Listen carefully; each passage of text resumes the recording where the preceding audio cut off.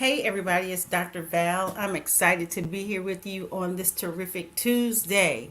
I am a clinical psychologist. My area of study is in chronic disease and stress related illnesses. And we know from studies that and research that 95 to 98% of our illnesses are caused by stress, such as the illness or diagnosis we're talking about today, depression. The reason that I do these 5-minute lives is to give you information, tips, and strategies that will help promote well being and help you avoid diagnosis, even to include depression as well and anxiety. What else did I want to say?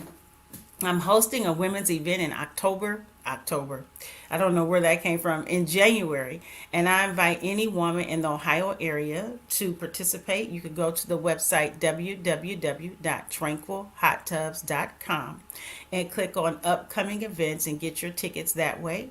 I also am the owner of Tranquility Hot Tubs in Med Spa. On that same website, www.tranquilhottubs.com, you can click on services and see the services we have to offer. Make an appointment for you, a family member, and a friend, and come experience Tranquility Hot Tubs and Med Spa. This week, I'm going to take myself off of camera because I actually created a PowerPoint because I know as a former educator that when you show and you tell, that people will remember more than if you just talk. And so I wanted to do a PowerPoint this week because I think that the information that's going to be presented is very important and can help us save a life. Okay. Of course, I can't talk about everything, but I'm going to try to hit as much as I can. Yesterday, we talked about the data for the suicide rates in 2021. Of course, it's a lot of numbers and data, and if you could just push through that and hear the information that will help propel us or help us move forward with what we have to share for the rest of the week. Tuesday, we're talking about, which is today, what is depression and what causes it. Wednesday, what happens physiologically to someone who is experiencing depression. Thursday, how can you tell if someone may be experiencing a severe case of depression? And Friday, what can you do if you are the one experiencing a severe case of depression? So, our resource for this is the National Institute of Mental Health. There is the link to the website. I invite you to go there and read the full report and information that they have. I can only extract so much information and give it to you within the allotted time. And these videos are running longer than 5 minutes this week, but the information is important. So today's discussion, what is depression and what causes it?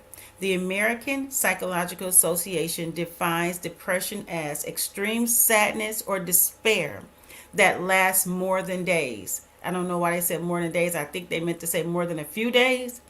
It interferes with the activities of daily life and can cause physical symptoms such as pain, weight loss or gain, sleeping pattern disruptions, or a lack of energy. There are different types of depression. First one that we all know is major depression, which includes symptoms of depression most of the time for at least 2 weeks that typically interfere with one's ability to work, sleep, study, and eat.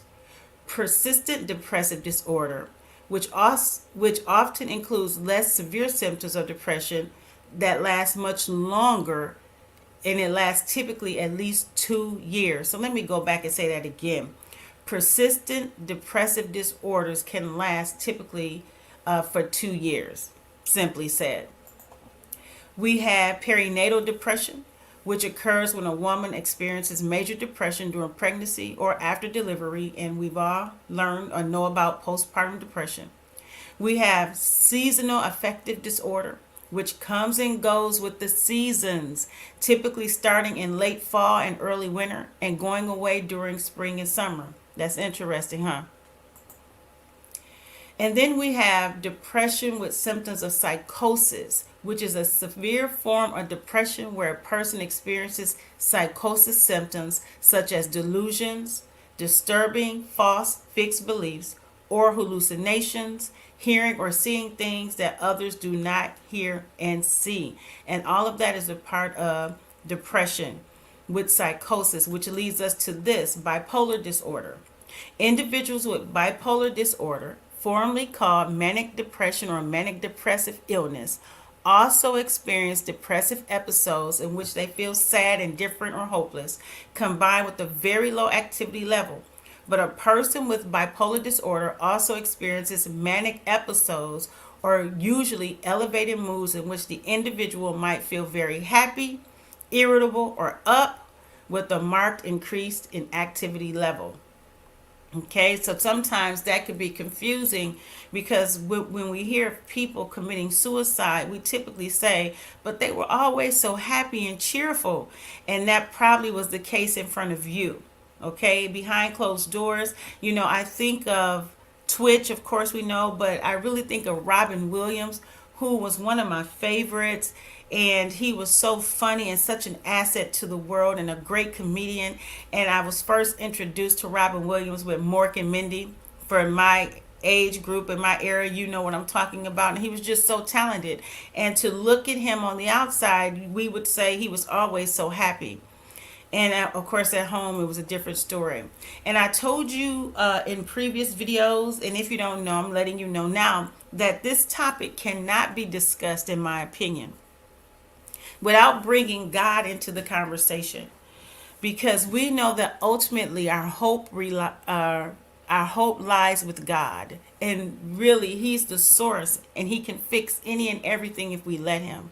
So, what does the Bible say about depression? Because most people feel when they're in this depressive state that God can't hear them and God is not with them.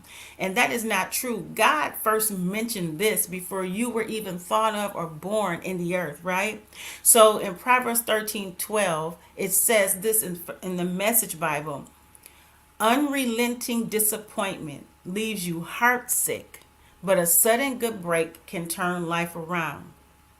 In the King James Version, it says, hope deferred maketh the heart sick, but when the desire cometh, it is a tree of life. And so the word sick here means to be tired, grieved, to be wounded, to be ill. So hope deferred, when the thing that you wanted doesn't happen right away, when life seems like it's just one issue after another, when you get bad news on top of bad news on top of bad news. Hope deferred, when you're hoping for the better and it doesn't come.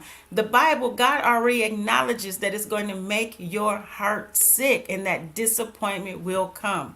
So He is not oblivious to the feelings of depression that a person may experience. What else does it say? In Galatians 6:9 in the Message Bible, it says, so let's not allow ourselves to get fatigued doing good.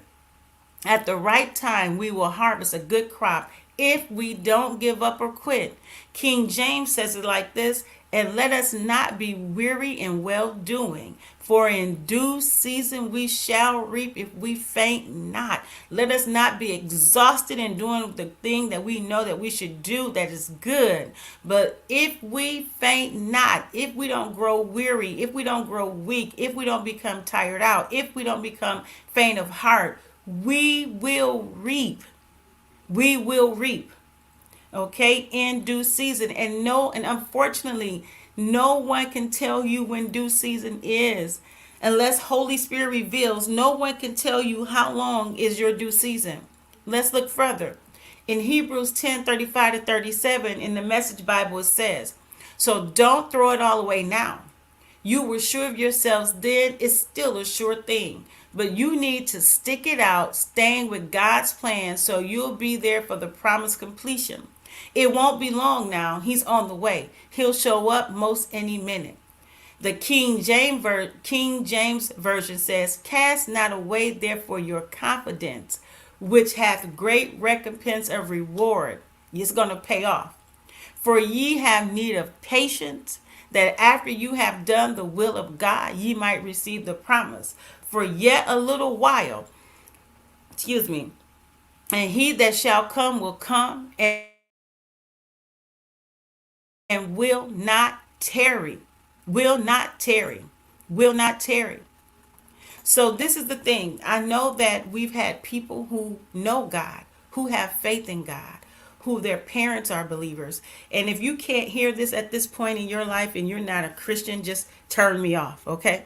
But for those who can hear what I'm saying, I know that there have been instances in the past and even probably right now that people who know God have still committed suicide, who professed their love for God and God was with them and they still committed suicide. We're going to talk about why that probably happened.